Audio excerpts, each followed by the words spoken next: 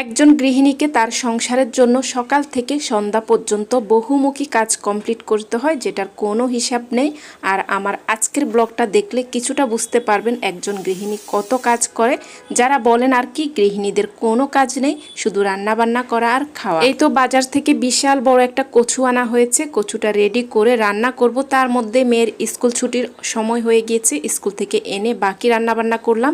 এরপর বিকেলে ছাদে গিয়ে কিছু সবজি তুললাম, সেটাও আপনাদের সাথে শেয়ার করব। আর এই যে কচু রান্না করলাম, এটা একটু ভিন্ন পদ্ধতিতে রান্না করলাম, অনেক বেশি মজার হয়, আপনাদের সাথে রেসিপি শেয়ার করব।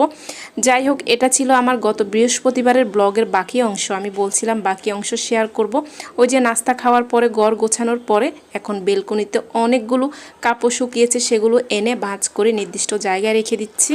এর মধ্যে কিন্তু আমার বাজার চলে এসেছে। আর আপনারা যারা এ পর্যন্ত দেখছেন কিন্তু লাইক দিতে ভুলে গিয়েছেন, প্লিজ মনে করে একটা লাইক দিবেন। ভালো লাগলে একটা কমেন্ট করে জানাতে ভুলবেন না, আপনাদের কমেন্ট পেলে আমার অনেক বেশি ভালো লাগে। যারা অলরেডি করে ফেলেছেন কমেন্ট এবং লাইক, তাদের জন্য অনেক অনেক ভালোবাসা। এই যে দেখুন, বিশাল বড় একটা কচু এনেছে আর সাথে পাটের শাক এনেছে। কচুটা এত বড় ছিল, লম্বায় আমার থেকেও বেশি, মানে রান্নাঘরে জায়গা হচ্ছে না এই অবস্থা। এটাকে কি করব, কতটুকু রান্না করব সেটাই ভাবছিলাম। আর ছুরি দিয়ে কাটা যাচ্ছে না, অনেক বেশি বড়, যদিও ক্যামেরাতে এতটা বোঝা যাচ্ছে না। পরে বড় ছুরিটা নিয়ে ওটা দিয়ে আমি প্রথমে এরকম ভাগ ভাগ করে নিচ্ছি। আজকে হয়তো 4 ভাগের 1 ভাগ রান্না করলে আমাদের হয়ে যাবে। এর থেকে ছোট কচু নাকি বাজারে ছিল না, এটাই ছিল একেবারে ছোট, বাকিগুলো তাহলে কত বড় সেটাই বুঝেন। আর এই তো কচুটা এভাবে কেটে ডগা সহ বিভিন্ন অংশ আমি প্যাকেট করে নর্মাল ফ্রিজে রেখে দিব। যেটা রান্না করব শুধু সেটাই রেখে দিয়েছি। এই যে এক টুকরো এভাবে নিয়ে প্রথমে খোসা ছাড়িয়ে কেটে নিচ্ছি। আর আজকে কচুটা আমি একটু ভিন্নভাবে চিংড়ি মাছ দিয়ে রান্না করব, সেজন্য এভাবে কেটে নিচ্ছি। একটু গোল গোল করে এভাবে চাকচাক করে কেটে নিচ্ছি, একেবারে ছোট না আবার একেবারে বড় না। এই কচুটা এভাবে রান্না করলে অনেক বেশি মজার হয়। আমি রিকোয়েস্ট করছি যারা কখনো রান্না করেননি একবার হলেও এভাবে করবেন। আর আমাকে জানাবেন কেমন হয়েছে। পাটের শাক দিয়ে ডাল রান্না করব, সেজন্য প্রথমে সব কিছু দিয়ে সামান্য পানি দিয়ে প্রেশার কুকারে বসিয়ে দিচ্ছি। আর এই কচুটা প্রথমে আমি প্রেশার কুকারে লবণ দিয়ে একটা শীষ দিয়ে সেদ্ধ করে নিব। যারা প্রেশার কুকারে করতে চান না, এমনি একটু ভাপ দিয়ে নিলেই হবে। এই যে 2 চুলায় 2টা প্রেশার কুকার বসিয়ে দিব। তার মধ্যে আমার মেয়ের স্কুলের ছুটির সময় হয়ে গিয়েছে, ঝটপট বের হয়ে গেলাম। মেয়েকে নিয়ে স্কুল থেকে চলে আসলাম। অন্যদিন আমি সব রান্না বান্না কমপ্লিট করে তারপর মেয়েকে আনতে যাই, তবে আজকে অনেকটাই দেরি হয়ে গিয়েছে। এই তো স্কুলে গিয়ে তো আমি একদম টায়ার্ড হয়ে গিয়েছি, এত গরম ছিল যেটা বলার বাহিরে। পুরোটা আমি ঘেমে ভিজে গিয়েছি। যদিও স্কুল থেকে আসা যাওয়াতে আমার হয়তো 10 মিনিটের মতো সময় লেগেছে, কিন্তু গরমে একেবারে নাজেহাল অবস্থা হয়েছে। বোরকাটা আমি বেলকনিতে মেলে দিয়েছি। আর স্কুলে যাওয়ার আগে জিদনির জন্য কিছুটা লেবুর শরবত করে ফ্রিজে রেখে গিয়েছি। ওর এমনিতে পানি শূন্যতাজনিত অনেক সমস্যা, তার মধ্যে অনেক গরম পড়ছে। আর ওই যে সকালে যে এই ঝটপট ডিম পরোটা বানিয়েছি, সেটা কিছুটা ছিল, আমি সহ এখন খাবো। কিছুটা আম কেটে নিয়েছি আর ঠান্ডা ঠান্ডা লেবুর শরবত। এই ব্লগটা যেহেতু বৃহস্পতিবারের পরের অংশ ব্লগ, কিভাবে ঝটপট ডিম পরোটা বানাতে হয় সেই রেসিপি দেখতে চাইলে আপনারা ঘুরে আসতে পারেন, এর আগের ব্লগে আপনারা দেখতে পাবেন। এই তো মেয়েকে নাস্তা দিয়ে নিজেও কিছুটা খেয়ে রেস্ট নিয়েছি। আর এখন 2 চুলায় 2টা প্রেশার কুকার বসিয়ে এই যে কচুটা সেদ্ধ করে নিয়েছি। আর ডাল পাটের শাকটাও সেদ্ধ হয়ে গিয়েছে। কচুটা পানি জড়িয়ে এখন কিছুটা লবণ, হলুদ, মরিচ, জিরার গুঁড়া মেখে নিচ্ছি।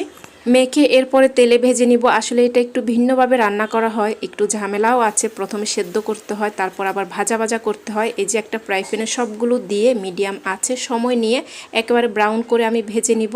তার আগে ওই যে পাটের শাকটা হয়ে গিয়েছে, পাটের শাকে একটা বাগার দিব। এই যে কয়েকটা শুকনো মরিচ নিয়ে নিচ্ছি।